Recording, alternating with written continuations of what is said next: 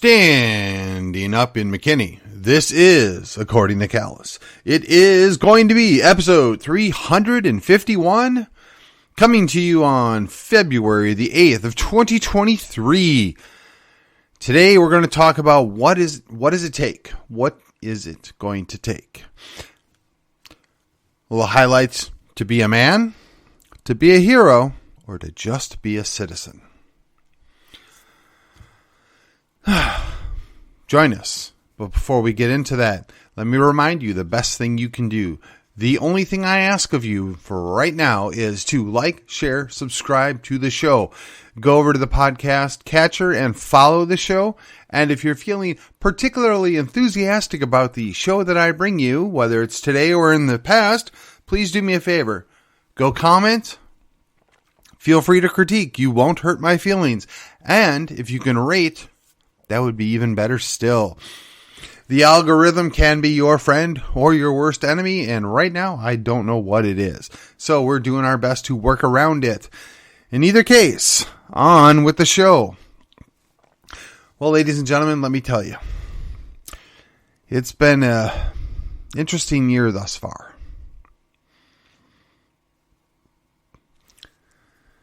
So I sat down. My wife and I have been watching a show together, and she got quite a few episodes in front of me. And when I stepped out of my office the other night, I had heard the background music going on, and I stepped out and I said, "Who died?" That didn't go over very well. Gents, you should learn from my mistake here. Probably don't start off a conversation with who died after listening to melancholy music from a show or a movie your wife is watching. Generally doesn't go over well. Well, needless to say, I spent some time. I needed a little downtime, put my mind off of things, and I watched a couple of episodes to kind of attempt to get caught up, and dealt with the death of one of the main characters, not the main character, but one of the characters has been with the show since the start. Quite frankly, it was somebody that I could identify with, and it was, I guess, not at all surprising since somebody had accidentally let out that somebody dies in the show, so I wasn't completely unprepared for it. I will say this, as far as TV shows go, they did an honorable farewell. The guy was, like I said, a key component character. But while I was watching it, I couldn't help but reflect, grieve a little bit. You know, a guy I grew up with, I haven't talked to in over 30 years. He died this year. Shouldn't be that big a deal. We weren't close. I mean, he went on to his own world. I went on into mine. I moved 1,000 miles away into Texas. But it's a little disruptive, disconcerting to figure somebody you went to grade school, middle school, and high school with just died. And then top that off, or to take it a step further, another person that I essentially grew up with, she was a few years younger than I was. She ended up marrying a good friend of my wife and I's. Again, after we had left and we moved to Texas, but I knew her as a young girl, young lady.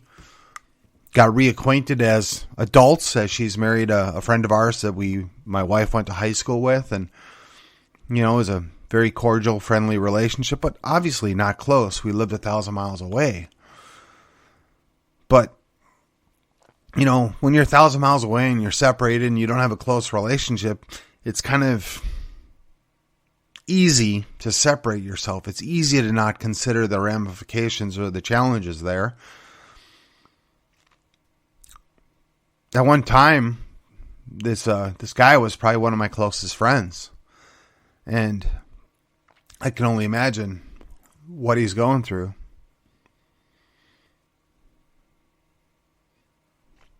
I could see how that would tear you up inside.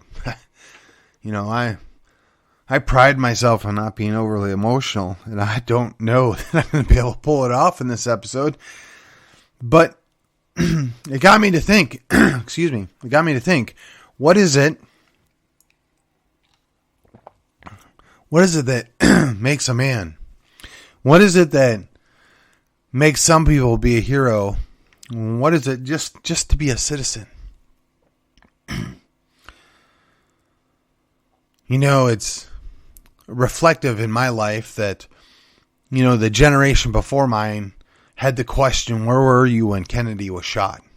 Everybody knew November 22nd, 1963, where they were at, when it happened.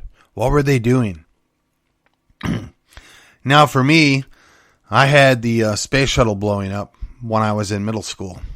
And to be honest with you, I don't remember the date. But I do remember the day.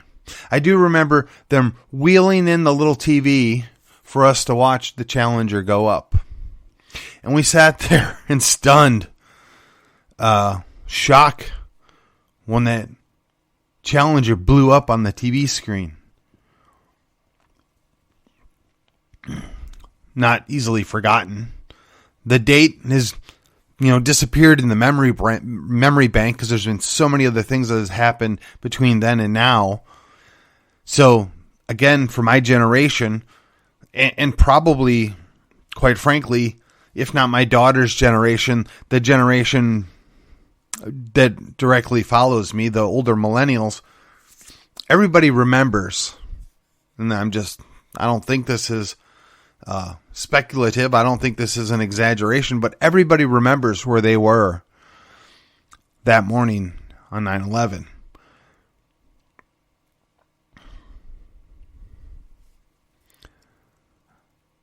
I sat down watching the news report and watched the second plane go in. I knew then what was soon to follow. I was both relieved and sad by what followed. I was relieved in that I thought that we were going to launch some nukes or something. Fortunately, somebody's cooler heads prevailed, and it was what one would call a proportional response, but that proportional response went on for 20 some odd years, and thousands, if not hundreds of thousands of young men and some young women were altered for the rest of their lives because of that. Now, I won't get into all the details, and I won't get into the speculation of how, the what, the when, the why, and the where, but the direct result was we went to a war. It was a limited engagement war, if you will, but a war nonetheless. So as I'm sitting down thinking, well, what do I want to talk about for the show on Wednesday? Everything that I had listened to earlier in the day, everything that had inspired me to come up with a couple of great ideas in my own mind of what I could talk about in the next week or two on my show had been washed away as somebody turned on the spigot to grief, to the sadness that deals with loss. So, as I sit there considering the character arc and how he died and what that meant to each individual in the show and how the characters in the show related to what they remembered best, it got me to think, well, as a man, in the Latin sense, right? But just as a man, what does it mean? What did you do with your life? What impact? How are they going to remember you? Will they remember you? Will it be just your closest friends or your direct family? Will it be extended family, extended friends? And what will they think about when your name is spoken or when your picture is shown? Podcast that I spent many years listening to, the gentleman there referred to it as your dash, right?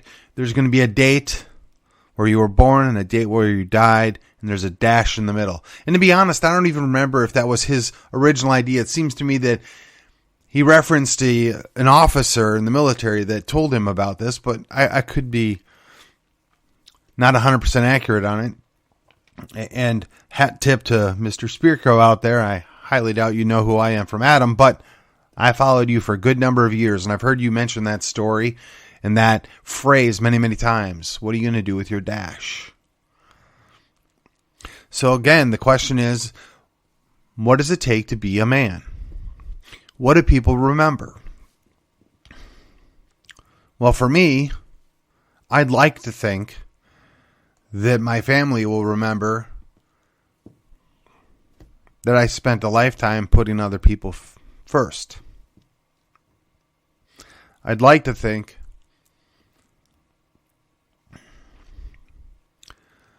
that my family would revel in the many stories of humorous, maybe even foolish or adventurous things that I did as a young man or as a child. But you know, when you become a father, when you have your own children, or a mother, for those of you that are following along here that, you know, are upset that I didn't say man or woman here, but when you have your own children, ideally you set aside the foolish things of your youth. Ideally you set aside your more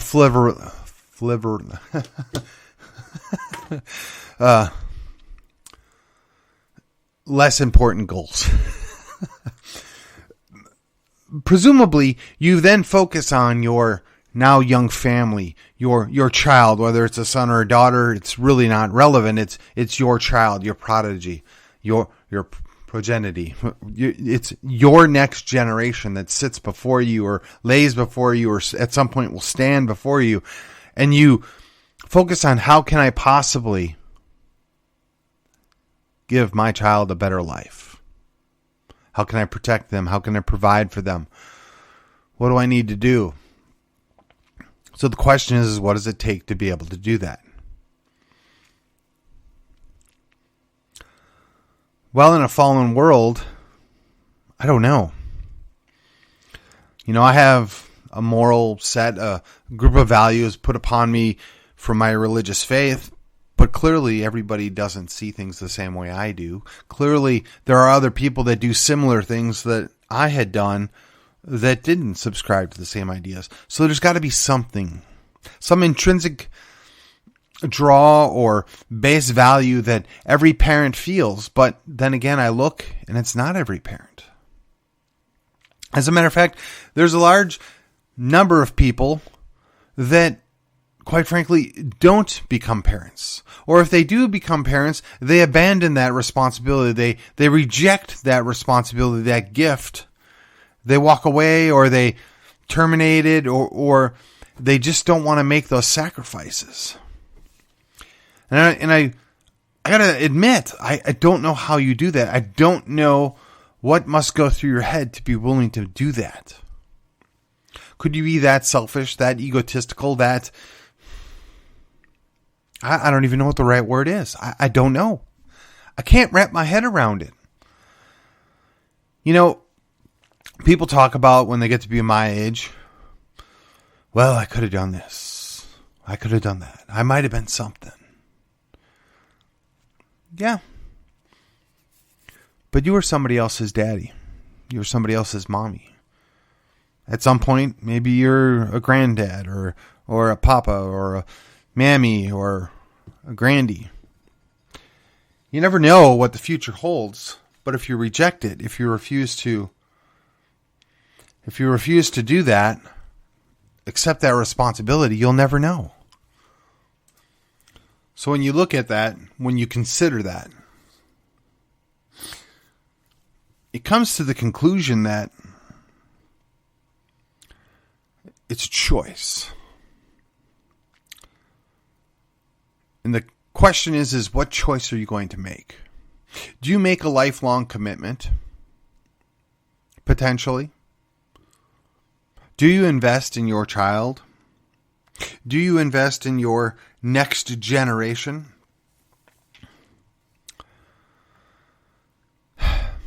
Sadly, it appears in many ways that our society isn't interested in doing that. So then when you take it to the next step, the next logical conclusion, well, what does it take to be a hero? I mean, that's my logic, right? If you're not even a man, how can you possibly be a hero?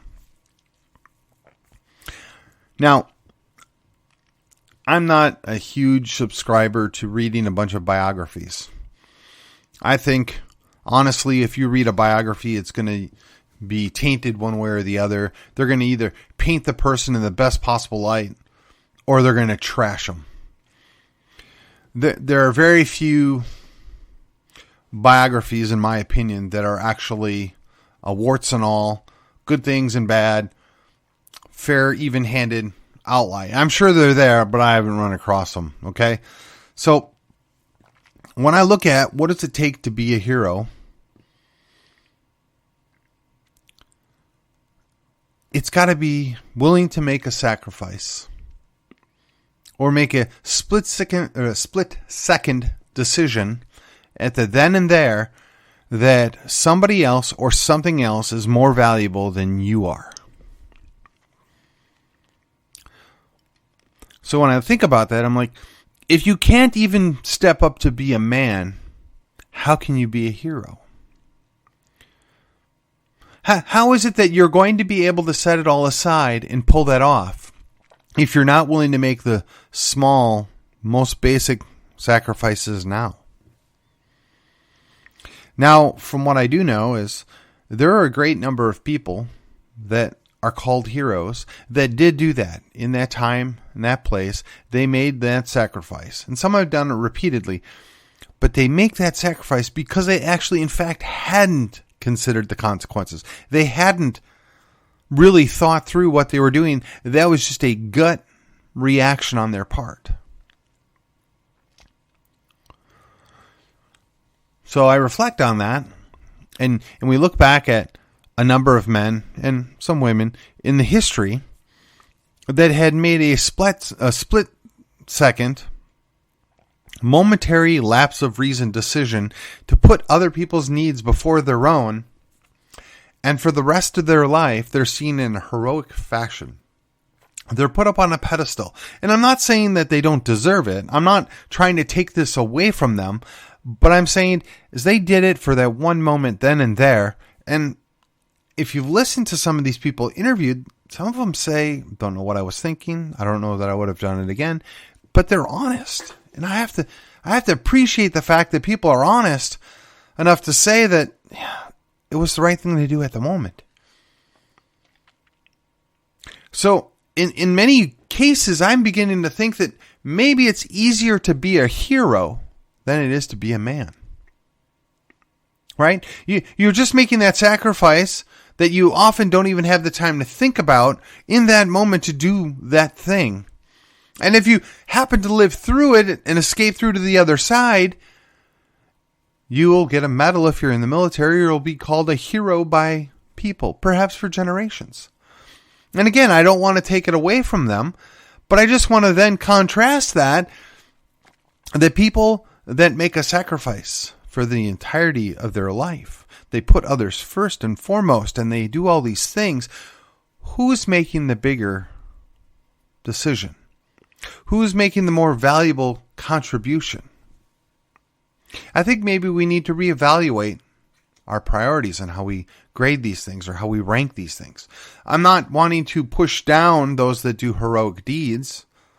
I am wishing that we could reconsider what it takes to be a man.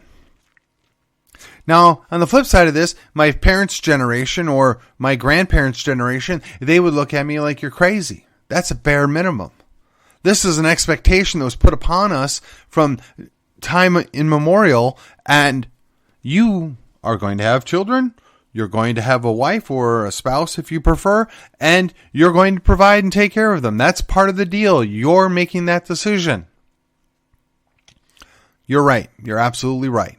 But the world changed in the 60s because of the boomer generation deciding that somehow they knew better than everybody before them, and they rejected the societal norms. They rejected standard marriage, and this is what we're living in right now.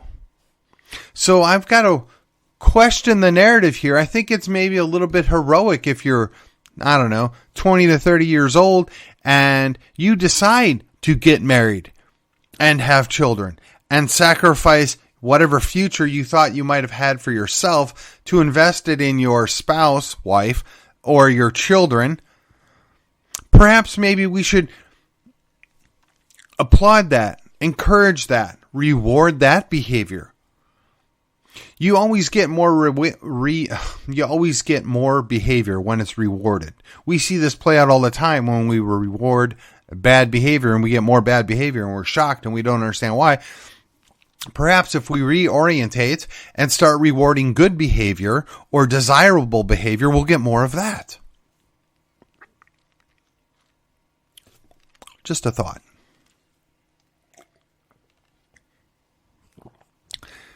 And when I consider that, I think about the idea of a citizen. Now, I know that in today's day and age, nobody pays much attention to that.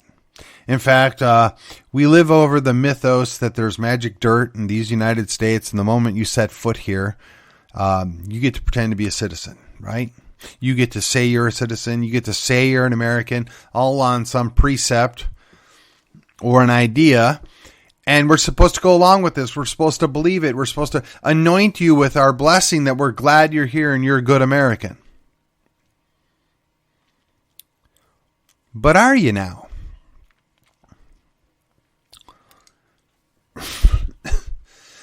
Seems to me that we've got a whole lot of people, both domestic and foreign, that really don't want to be Americans. They don't want to put in the work. They don't see the value. They don't want to have a family. They don't want to make America better. They don't want to make Texas better. They're not interested in improving their community. They're not interested in anything other than leisure. They're not interested in anything other than living at mommy and daddy's house. They're not interested in doing anything other than living off of somebody else's work. And you'll be sure to note I did say domestic and foreign, because I'm well aware that we've got a generation and a half of young people that really don't have a work ethic, mostly because we've never caused them to have to work. Now, whether that's their parents' fault, their grandparents' fault, or just society in general, I wonder what's going to happen. I shudder to think what's going to happen when we just don't have people that want to put in any effort. Now, we've got plenty of foreigners that come here that they want to work. They want to take advantage of the much better place here than where they came from. But they're not really interested in sharing our values. They're not really interested in sharing our ethics, our religion. They don't even want to assimilate. They want to be their own thing within the boundaries and borders of these United States. And I ask you, how is that a good thing? Is that really what we want? Is that a desirable outcome? Now, I understand that there's a whole lot of young people today that were born here that just have zero interest in doing anything, much less be a hero. They're not qualified to be a man. And quite frankly, citizens probably out of the question. But how do we fix that? What do we do? How do we improve the situation? Now, if you're a father and you've raised children, you're thinking to yourself, oh gosh, Callus, what are you talking about here? I didn't do, my kid's not like that. Okay, apparently that you've been a good parent. Apparently you did the right thing. But there are a whole lot of other young people out there that quite frankly don't know what to do or where they're going. They need us. We need to show them the way. We need to do that. So I'm going to ask you, are you still a man? Are you willing to sacrifice and put others' needs, desires before your own? Are you willing to be heroic and make a decision to put something else before your... trying to think of a polite word. Your comfort. How about that? Are you willing to put something else before your comfort? Are you willing to do a little bit of extra work to maintain that we're all good citizens? Now, I'm fully aware that that word citizen is kind of a dual-edged sword. It's kind of got a negative connotation in some people's mind. But I'll take citizen over comrade any day. Citizens, in my mind, are people that work for the betterment of their community, promote their family, their churches, and their community, and quite frankly, are willing to sacrifice in order to protect all of the above. So I'm asking you, are you willing to be a citizen? A citizen starts at being a man, and yes, ladies, I know, just relax. It starts at being a man, or if you will, a woman, and that does require you make a few heroic decisions at some point along the line, conceivably. But in the end, you're a citizen. In the end, you have decided to work for a better Texas, a better these United States, a better world perhaps. Now, don't get me wrong, and please don't confuse this with the globalist vision that's propagated by alphabet agencies and alphabet groups, starting with the World Economic Forum and spreading out amongst them. No. I'm not asking you to do anything for free. I'm not asking you to give up your life, your liberty, and your pursuit of happiness. No, I'm specifically stating while you're doing those things, might you consider your local community, your local church, and your extended family when you make those decisions, when you put in those efforts. It's your choice. I would say perhaps it's your duty. But as a duty, it doesn't make it my responsibility to ensure that you follow through on that. You have to make a choice, an educated choice, and a decision to do those small heroic things, to make those sacrifices that are long-term, so that when they get to the end of your life, thinking about that dash, you can say to yourself, my family loves me. My community knows what I've done for it. My church will honor my efforts. My life was not a waste. I invested in both my family and my community. I don't think that's too much to ask for. I don't think that's too big of a challenge. We're going to go back and revisit some of these issues going forward. I just don't know how and the when. But I promise you, as we continue to go forward in this program, as I continue to invest my time, my talents, my energies, my money, I want to explore different ways that we can do things, different opportunities that may present themselves. And just as I tack on at the very end here, we dealt with a situation where we had the possibility of not having a good venue to hold a program at. And I asked the rhetorical question, well, how many partners, how many investors would it take to build our own or to buy our own? Perhaps you and my listening audience have an answer for that. Where you live, what would it take to get your own venue up and running? If you find that intriguing or interesting, do me a favor. Send me a text, send me a message, let me know. I'd love to connect some people and get people working together on this. I think this is an important thing we're going to need to be working on in the future, and I'd like to start now. And we'll talk about some other things as time goes on. But until then, I want to thank you for listening. I hope I made it worth your time. And I hope my little bit of emotional start there didn't wreck this for you. Until then, I'll see you on the other side.